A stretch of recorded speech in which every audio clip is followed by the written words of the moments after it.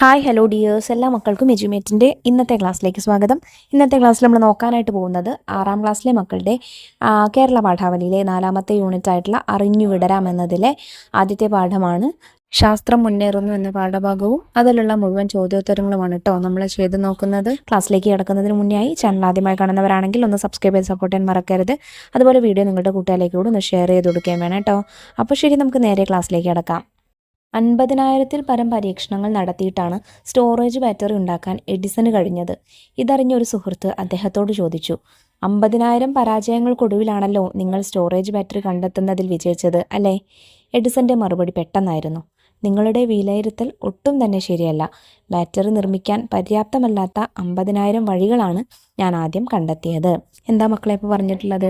50,000 വഴികൾക്ക് പരീക്ഷണങ്ങൾക്ക് ശേഷമാണ് battery Edison കണ്ടെത്തിയത്. അപ്പോൾ ഇതെല്ലാം ഈ 50,000 വഴികൾ എന്തായിരുന്നു? പരാജയങ്ങളാണ് എന്നാണ് മറ്റുള്ളവർ നോക്കി കാണുന്നത്. പക്ഷേ എഡിസൺ അതെന്തല്ല, പരാജയങ്ങളല്ല, മറിച്ച് എഡിസൺ എന്താണ് ആ പരീക്ഷണങ്ങളിലൂടെ പഠിച്ചത്? ഈ വഴികളിലൂടെയൊന്നും എനിക്ക് ബാറ്ററി നിർമ്മിക്കാൻ കഴിയില്ല എന്നുള്ളൊരു പാഠമാണ് പഠിച്ചത്. അപ്പോൾ അതും എന്താണ്? ഒരു വിജയം തന്നെയാണ്. ഇതുമായി ബന്ധപ്പെട്ട ചോദ്യങ്ങൾ നോക്കൂ. ചോദ്യം 1, സുഹൃത്തിൻ്റെ ചോദ്യത്തോട് എഡിസൺ എങ്ങനെയാണ് പ്രതികരിച്ചത്? 50,000 പരാജയങ്ങൾക്കൊടുവിലാണല്ലോ നിങ്ങൾ സ്റ്റോറേജ് ബാറ്ററി കണ്ടുപിടിച്ചത് എന്ന സുഹൃത്തിൻ്റെ ചോദ്യത്തിന് നിങ്ങളുടെ വിലയിരുത്തൽ ഒട്ടും ശരിയല്ല, ബാറ്ററി നിർമ്മിക്കാൻ പറ്റാത്ത 50,000 വഴികളാണ് ഞാൻ ആദ്യം കണ്ടെത്തിയത് എന്നായിരുന്നു എഡിസന്റെ മറുപടി. ചോദ്യം 2, എഡിസന്റെ പ്രതികരണത്തിലൂടെ നിങ്ങൾ മനസ്സിലാക്കുന്നത് എന്താണ്? ഓരോ പരാജയവും യഥാർത്ഥത്തിൽ പരാജയമല്ല, വിജയത്തിലേക്കുള്ള മറ്റൊരു വഴിയാണ്. അതും വിജയം തന്നെയാണ് എന്നാണ് നമുക്ക് മനസ്സിലാക്കാൻ സാധിക്കുന്നത്. ഇവിടെ എഡിസൺ ബാറ്ററി കണ്ടുപിടിക്കുന്നതിൽ 50,000 തവണ പരാജയപ്പെടുകയല്ല, മറിച്ച് ആ 50,000 വഴികളിലൂടെയും ബാറ്ററി നിർമ്മിക്കാൻ സാധിക്കില്ല എന്ന് പഠിക്കുകയാണ് ചെയ്തത്. അതും ഒരു വിജയം തന്നെയാണ്. ചോദ്യം 3, പലതവണ പരിശ്രമിച്ച് ഒടുവിൽ വിജയിച്ച ഏതെങ്കിലും അനുഭവം നിങ്ങൾക്കുണ്ടായിട്ടുണ്ടോ? നിങ്ങളുടെ അഭിപ്രായങ്ങളും നിരീക്ഷണങ്ങളും ക്ലാസ്സിൽ അവതരിപ്പിക്കൂ. അങ്ങനെ എന്തെങ്കിലും ഒരു അനുഭവം മക്കൾക്ക് ഉണ്ടായിട്ടുണ്ടെങ്കിൽ നിങ്ങൾക്കത് ക്ലാസ്സിൽ പങ്കുവയ്ക്കാവുന്നതാണ്. ശാസ്ത്ര പരീക്ഷണങ്ങളിലൂടെ മാത്രമാണോ നമ്മൾ മുന്നേറുന്നത്? പുതിയ പുതിയ കണ്ടെത്തലുകളിലേക്ക് നമ്മൾ എത്തിച്ചേരുന്നത് എങ്ങനെയാണ്? ഇന്ത്യയുടെ പ്രഥമ പ്രധാനമന്ത്രിയും സ്വാതന്ത്ര്യ സമര സേനാനിയുമായിരുന്ന ജവഹർലാൽ നെഹ്റു 1930-33 കാലഘട്ടത്തിൽ ജയിലിൽ വെച്ച് മകൾ 10 വയസ്സുകാരി ഇന്ദിരയ്ക്ക് അയച്ച കത്തുകളുടെ സമാഹാരമായ വിശ്വചരിത്രാവലോകത്തിൽ നിന്ന് എടുത്ത ഭാഗമാണ് നമുക്ക് പഠിക്കാനുള്ളത്. ശാസ്ത്രം മുന്നേറുന്നു. ഓമനെ, നിനക്ക് ഞാൻ എന്തെഴുതട്ടെ? ഞാൻ എവിടെ നിന്ന് തുടങ്ങട്ടെ? ഭൂതകാലത്തെ പറ്റി ഓർക്കുമ്പോൾ അനവധി ചിത്രങ്ങൾ എൻ്റെ മനസ്സിലൂടെ കുതിച്ചുപായുന്നു. എനിക്ക് ഏറ്റവും പ്രിയപ്പെട്ടവയാണ് അവയിൽ ചിലത്. ഉടൻ ഞാൻ അവയെക്കുറിച്ച് മനോരാജ്യം കൊള്ളുകയായി, മിക്കവാറും അറിയാതെ തന്നെ. കഴിഞ്ഞുപോയ സംഭവങ്ങളെ ഇന്ന് നടക്കുന്നവയുമായി താരതമ്യപ്പെടുത്തി അതിൽ നിന്ന് നിനക്ക് മാർഗനിർദ്ദേശം നൽകാൻ കഴിയുന്ന ചില പാഠങ്ങൾ കുറിക്കട്ടെ. മനുഷ്യർ എത്രയോ മുൻപ് ജീവിച്ചിരുന്ന എല്ലാത്തരം തിര്യക്കുകളേക്കാൾ കൗതുകകരമായൊരു ജീവിയാണ്. കാരണം മറ്റൊരു ജീവിക്കുമില്ലാത്ത ഒരു വിശേഷ വസ്തുവും കൊണ്ടാണ് അവൻ വന്നത്. മനസ്സ്, ജിജ്ഞാസ, അന്വേഷിക്കാനും മനസ്സിലാക്കാനുമുള്ള ആഗ്രഹമാണത്. അങ്ങനെ ആദ്യകാലം മുതൽക്കു തന്നെ മനുഷ്യരുടെ അന്വേഷണം ആരംഭിച്ചു. ഒരു ശിശുവിനെ സൂക്ഷിച്ചു നോക്കൂ. അതെങ്ങനെ തൻ്റെ ചുറ്റുപാടുമുള്ള നൂതനവും ആശ്ചര്യകരവുമായ ലോകത്തെ മിഴിച്ചു നോക്കുന്നു. എങ്ങനെ ആളുകളെയും പദാർത്ഥങ്ങളെയും തിരിച്ചറിയാൻ തുടങ്ങുന്നു. എങ്ങനെ ഓരോന്ന് മനസ്സിലാക്കുന്നു. ഒരു ചെറിയ പെൺകുട്ടിയെ എടുക്കൂ. ആരോഗ്യവും പ്രസരിപ്പുമുള്ള ഒരു കുട്ടിയാണ് അവളെങ്കിൽ എന്തെല്ലാം കാര്യങ്ങളെക്കുറിച്ച് എന്തൊക്കെ ചോദ്യങ്ങൾ അവൾ ചോദിക്കും. ഇതേ വിധം ചുറ്റുമുള്ള ലോകം നൂതനവും ആശ്ചര്യകരവും ഒട്ടേറെ ഭയജനകവുമായിരുന്ന ഒരു ചരിത്രാരംഭത്തിൽ ശിശുപ്രായരായ മനുഷ്യർ അത്ഭുതത്തോടെ ചുറ്റുപാടും മിഴിച്ചു നോക്കിയിട്ടുണ്ടാവും. പല ചോദ്യങ്ങൾ ചോദിച്ചിട്ടുണ്ടാവും. എന്നാൽ അവൻ തന്നോടല്ലാതെ ആരോട് ചോദിക്കാനാണ്? വേറെ ആരുണ്ട് അന്ന് മറുപടി പറയാൻ? എങ്കിലും അവൻ്റെ പക്കൽ വിസ്മയാവഹമായ ഒരു വസ്തു ഉണ്ടായിരുന്നു, മനസ്സ്. ഇതിൻ്റെ സഹായത്തോടുകൂടി സാവധാനത്തിലും പണിപ്പെട്ടും അവൻ അനുഭവങ്ങൾ ശേഖരിച്ചു തുടങ്ങുകയും അവയിൽ നിന്ന് പലതും പഠിക്കുകയും ചെയ്തു. അങ്ങനെ ആദ്യകാലം മുതൽക്ക് ഇന്നോളം മനുഷ്യരുടെ അന്വേഷണം തുടർന്നു പോന്നു. പലതും അവർ ഇതിനിടയ്ക്ക് കണ്ടുപിടിച്ചു. 19ാം നൂറ്റാണ്ട് പുരോഗമിച്ചതോടെ മാറ്റത്തിന്റെ ഗതിക്ക് വേഗത കൂടി. ശാസ്ത്രം ഒന്നിനൊന്നു പുറകെ പല അത്ഭുതങ്ങളും സാധിച്ചു. കണ്ടുപിടുത്തത്തിന്റെയും നിർമ്മാണത്തിന്റെയും ഈ നിരവസാനമായ ഘോഷയാത്ര ആളുകളുടെ കണ്ണഞ്ചിപ്പിച്ചു. ഈ കണ്ടുപിടുത്തങ്ങളിൽ പലതും ജനങ്ങളുടെ ജീവിതത്തിൽ വൻപിച്ച മാറ്റങ്ങൾ വരുത്തി. കമ്പി, വിദൂര ശ്രവണയന്ത്രം, മോട്ടോർ വാഹനം, അവസാനമായി വിമാനം എന്നിവ വഴിക്ക് വഴിയെ പ്രത്യക്ഷപ്പെട്ടു. അങ്ങേയറ്റത്ത് ഏറ്റവും വിദൂരവർത്തിയായ ജ്യോതിർഗോളങ്ങളെയും ഇങ്ങേയറ്റത്ത് അദൃശ്യമായ പരമാണുവിനെയും അതിൻ്റെ അവാന്തര ഘടകങ്ങളെപ്പോലും അളന്നു തിട്ടപ്പെടുത്താൻ ശാസ്ത്രം സാഹസപ്പെട്ടു. അത് മനുഷ്യരുടെ ക്ലേശങ്ങളെ ലഘൂകരിച്ചു. അനേക ലക്ഷം ആളുകൾക്ക് ജീവിതം കൂടുതൽ ശ്രമരഹിതവും സുഖകരവുമായി തീർന്നു. ലോകത്തിന്റെ ജനസംഖ്യ ഗണ്യമായി വർദ്ധിക്കാൻ തുടങ്ങി, വ്യവസായ പ്രധാനമായ രാജ്യങ്ങളിൽ വിശേഷിച്ചും. അതോടൊപ്പം തന്നെ ശാസ്ത്രം നശീകരണത്തിനുള്ള ഏറ്റവും സമർത്ഥമായ സാമഗ്രികളും സൃഷ്ടിച്ചു വെച്ചു. എന്നാൽ ഇത് ശാസ്ത്രത്തിന്റെ തെറ്റായിരുന്നില്ല. പ്രകൃതിയുടെ മേലുള്ള മനുഷ്യന്റെ ആജ്ഞാശക്തിയെ വർദ്ധിപ്പിക്കുകയായിരുന്നു ശാസ്ത്രത്തിന്റെ ജോലി. ആ ജോലി അത് മുറയ്ക്ക് നിർവഹിച്ചു.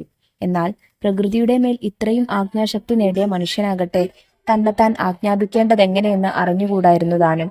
അതിനാൽ അയാൾ പലപ്പോഴും പിഴച്ചു പെരുമാറുകയും ശാസ്ത്രത്തിന്റെ സമ്മാനങ്ങളെ ദുരുപയോഗപ്പെടുത്തുകയും ചെയ്തു. എന്നിട്ടും ശാസ്ത്രം അതിന്റെ മുന്നോട്ടുള്ള ജൈത്രയാത്ര മുറയ്ക്ക് തുടർന്നു. വെറും ഒരു 150 വർഷത്തിനിടയ്ക്ക് അത് അതിനു മുൻപുണ്ടായ എല്ലാ സഹസ്രാബ്ദങ്ങൾക്കും കൂടി ഒട്ടാകെ സാധിച്ചതിലേറെ ലോകത്തെ ആകെ മാറ്റിമറിക്കുകയും ചെയ്തു. ഏതു വഴിക്ക് നോക്കിയാലും, ജീവിതത്തിന്റെ ഏത് തുറയെടുത്താലും ശാസ്ത്രം ലോകത്തിൽ വിപ്ലവകരമായ മാറ്റങ്ങൾ വരുത്തിയിട്ടുള്ളതായി കാണാം. ശാസ്ത്രത്തിന്റെ ഈ മുന്നേറ്റം ഇന്നും തുടർന്നു വരികയാണ്. അത് അധികം വേഗത്തിൽ മുൻപോട്ട് കുതിച്ചുകൊണ്ടിരിക്കുന്നു. അതിന് വിശ്രമമില്ല. ഒരു തീവണ്ടിപ്പാത നിർമ്മിക്കുന്നു. മുഴുമിച്ച് പ്രവർത്തിക്കാറാവുമ്പോഴേക്കും തന്നെ അത് പഴഞ്ചനായി കഴിഞ്ഞു. നാം ഒരു യന്ത്രം വാങ്ങി സ്ഥാപിക്കുന്നു. 1-2 കൊല്ലം കഴിയുമ്പോഴേക്ക് അതേ തരത്തിലുള്ള കൂടുതൽ നൂതനവും പ്രവർത്തനക്ഷമവുമായ യന്ത്രങ്ങൾ വരികയായി. അങ്ങനെ പോകുന്നു പുരോഗതിയുടെ ഈ തുടർച്ച. ജവഹർലാൽ നെഹ്റുവിന്റെ വിശ്വചരിത്രാവലോകനത്തിൽ നിന്നുള്ള ഒരു ഭാഗമാണ്. ഇനി നമുക്ക് ഇതിലെ ചോദ്യങ്ങൾ നോക്കാം. കണ്ടെത്താൻ പറയാം. ചോദ്യം 1. മനുഷ്യർ എത്രയോ മുൻപ് ജീവിച്ചിരുന്ന എല്ലാത്തരം തിര്യക്കുകളേക്കാൾ കൗതുകകരമായ ഒരു ജീവിയാണ്. മനുഷ്യന് മറ്റു ജീവികളേക്കാൾ എന്ത് വ്യത്യസ്തതയുണ്ടെന്നാണ് നെഹ്റു സൂചിപ്പിക്കുന്നത്. മനുഷ്യന് മറ്റു ജീവികളിൽ നിന്നും വ്യത്യസ്തമായി മനസ്സുണ്ട്. അത് ജിജ്ഞാസ സൃഷ്ടിക്കുന്നു. ചോദ്യം 2. എന്നാൽ അവൻ തന്നോടല്ലാതെ ആരോട് ചോദിക്കാനാണ്? വേറെ ആരുണ്ട് അന്ന് മറുപടി പറയാൻ? ചോദ്യങ്ങൾക്ക് ഉത്തരം കണ്ടെത്താൻ മനുഷ്യന് കഴിഞ്ഞതെങ്ങനെ? ചോദ്യങ്ങൾക്ക് ഉത്തരം കണ്ടെത്താൻ കഴിഞ്ഞത് അവന്റെ പക്കൽ വിസ്മയാവഹമായ മനസ്സുള്ളതുകൊണ്ടാണ്. ഈ മനസ്സിന്റെ സഹായത്തോടെ സാവധാനം പല അനുഭവങ്ങളും ശേഖരിച്ചു പഠിച്ചു. ചോദ്യം 3. എന്നാൽ ഇത് ശാസ്ത്രത്തിന്റെ തെറ്റായിരുന്നില്ല. എന്തിനെക്കുറിച്ചാണ് ഈ വാക്യം സൂചിപ്പിക്കുന്നത്? ശാസ്ത്രം ജീവിതം സുഗമമാക്കാനുള്ള വഴികൾ മാത്രമല്ല കണ്ടെത്തിയത്, നശീകരണത്തിനുള്ള ഏറ്റവും സമൃദ്ധമായ സാമഗ്രികളും സൃഷ്ടിച്ചിട്ടുണ്ട്. ഇത് ശാസ്ത്രത്തിന്റെ തെറ്റായിരുന്നില്ല എന്നാണ് പറയുന്നത്. ചോദ്യം 4.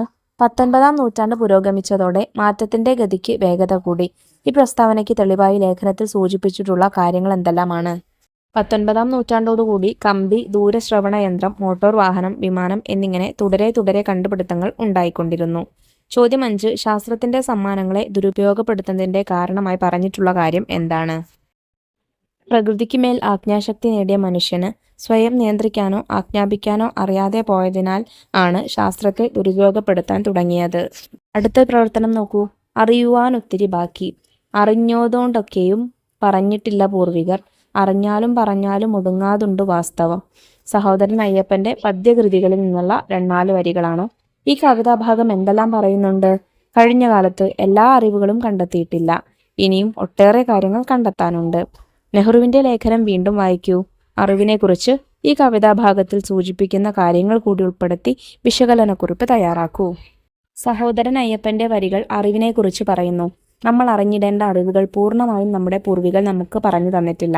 പൂർവികർക്ക് അത് പറഞ്ഞു തീർക്കാനും കഴിയില്ല. കാരണം അറിവുകൾ അതിനു മാത്രം വലുതാണ്.